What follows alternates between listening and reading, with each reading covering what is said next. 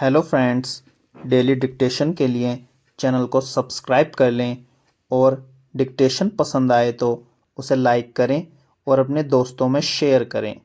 यह dictation 5 second बाद शुरू होगी।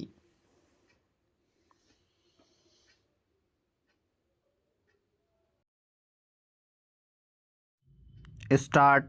5 राज्यों में होने वाले चुनावों के लिए अब राजनीतिक दलों ने अपनी अपनी राजनीतिक सेनाओं को लगभग सजा लिया है। मतदान प्रक्रिया आगामी 7 नवंबर से छत्तीसगढ़ व मिजोरम से शुरू हो जाएगी।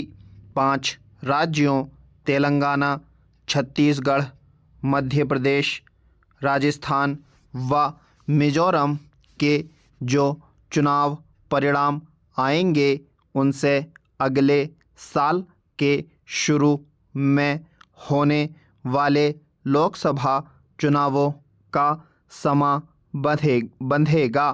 यदि इन राज्यों के पिछले 2018 के चुनाव परिणामों को देखा जाए तो इनमें से किसी में भी केंद्र में सत्तारूढ़ पार्टी विजयी नहीं हो पाई थी, मगर इसके बाद हुए लोकसभा चुनावों में इस पार्टी ने कमाल कर दिया था और लोकसभा की 543 सीटों में से 303 पर विजय प्राप्त कर ली थी।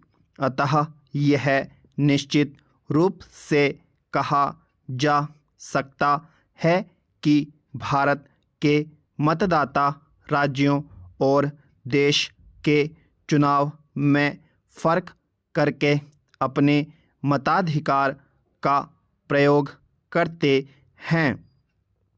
इन सभी राज्यों में राजस्थान की स्थिति निराली मानी जाती है, क्योंकि पिछले 25 सालों से इस राज्य में कांग्रेस व भाजपा के बीच कुर्सी दौड़ इस प्रकार चलती है कि बारी बारी से भाजपा व कांग्रेस पार्टी सत्ता में आती रही हैं, परंतु राजनीति में यह कोई नियम नहीं हो सकता, क्योंकि जनता अपनी चुनी हुई सरकार के कामकाज के आधार पर अपना मत निर्धारण करती है। लोकतंत्र में पिछले अनुभवों को जो लोग नियम मान कर चलते हैं वे जनता के वोट की ताकत की अवहेलना करने के अलावा और कुछ नहीं करते।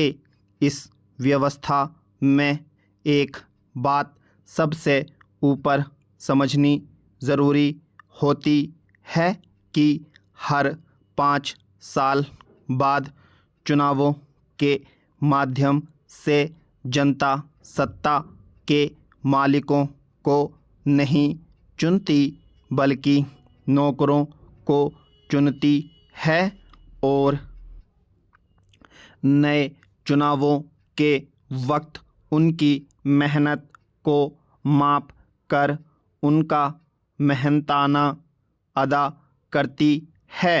राजस्थान में पिछले 5 साल से अशोक गहलोत की सरकार सत्ता पर काबिज है।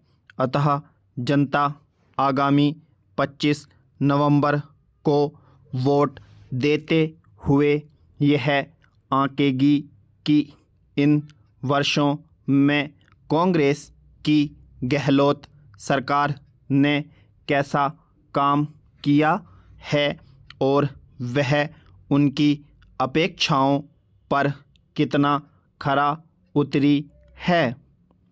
अशोक गहलोत की सबसे बड़ी खूबी यह है कि वह जनता के बीच से उठे ही एक नेता हैं और राज्य की राजनीति में उन्होंने अपना स्थान अपनी मेहनत के बूते पर बनाया है। स्टॉप।